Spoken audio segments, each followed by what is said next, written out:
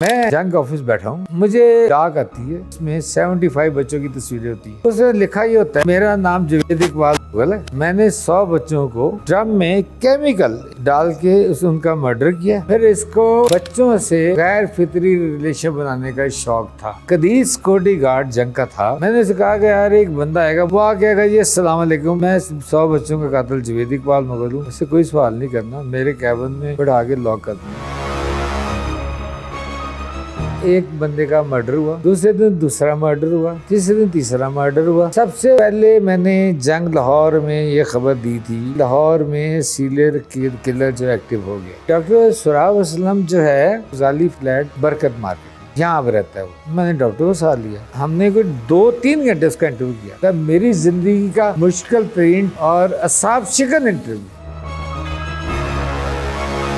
अब चौरी मेरे पास जंग के दफ्तर आता है, तो मैंने कहा यार तुम अरशद अमीन चौरी या रियाज फतेहाना इन लोगों के साथ कब तक गन्ने उठा के फिरोगे, ये बंदूक कल्चर छोड़ो। मेरे सामने कसम खाई, मैं आज के बाद बंदूक नहीं उठाऊंगा। लेकिन उसका नुकसान ये हुआ, दुश्मन ने उसको मार दिया।